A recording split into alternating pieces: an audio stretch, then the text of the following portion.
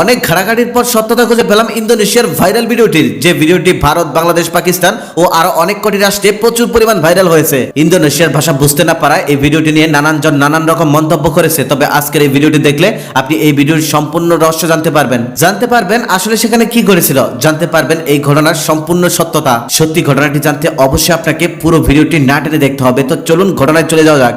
মূলত ইন্দোনেশিয়ায় এই ভিডিওটি ভাইরাল হওয়ার পর বাংলাদেশে এই ঘটনাটি নিয়ে দুই ধরনের গুজব ছড়ায়। প্রথমটি হচ্ছে মুসলমান পরিবারের একজন ছেলে ও মেয়ে পরক্রিয়ায় লিপ্ত হতে গিয়ে তারা ওইভাবে আটকে যায়। পরবর্তীতে আশেপাশের লোক অনেক চেষ্টা করেও তাদেরকে সেই অবস্থা থেকে ছাড়াতে পারেনি। তারপর কোনো উপায় না পেয়ে হুজুর ফকির পীর সমস্ত কিছুকেই ডেকে আনে। তারা সমস্ত চেষ্টা করার পরেও তাদেরকে সেই অবস্থা থেকে ছাড়ানো যায় না। ফলে এক পর্যায়ে তারা সেখানেই মৃত্যুবরণ করেন। দ্বিতীয় আরো একটি গুজব ছড়িয়েছে, সেটি হচ্ছে তাদের দুজনকে নাকি ব্ল্যাক ম্যাজিক করা হয়েছে। ব্ল্যাক ম্যাজিকের ফলে তারা দুজন এভাবে আটকে গেছে। পরবর্তীতে কোনোভাবেই তাদেরকে ব্ল্যাক ম্যাজিক থেকে রক্ষা করা যায়নি। এক পর্যায়ে তাদেরকে হসপিটালে নিয়ে যায়, আর হসপিটালে নিয়ে যাওয়ার পর তারা দুজনেই মৃত্যুবরণ করেন। আবার হসপিটালের ডক্টররা তাদের মৃত্যুর কারণ হিসেবে নাকি জানিয়েছেন তারা করোনাতে মারা গেছেন। যাই হোক, এটাই ছিল ইন্দোনেশিয়ার সেই ভাইরাল ভিডিওটির কান কথা। এক একজনের মুখে এক এক মন্তব্য, তবে বাস্তবতা কিন্তু একদমই ভিন্ন। আসলে এটি একটি ইন্দোনেশিয়ার শিক্ষণীয় শর্ট ফিল্ম ছিল, যে শর্ট ফিল্মটিকে একেবারে বাস্তব আকারে তৈরি করা হয়েছে। প্রথম দিকে যারা এই শর্ট ফিল্মটি তৈরি করেছিল তারা ধারণা করেছিল এই শর্ট ফিল্মটিকে বাস্তব হিসেবেই চালিয়ে দিবে, যাতে পোলাপানরা এটা বাস্তব মনে করে পরক্রিয়া থেকে দূরে থাকে, ভয় পেয়ে যেন আর কেউ ওই পরক্রিয়ার দিকে পা না বাড়ায়। যাই হোক, পরবর্তীতে এই ভিডিওটি এতটাই ভাইরাল হয়ে পড়ে,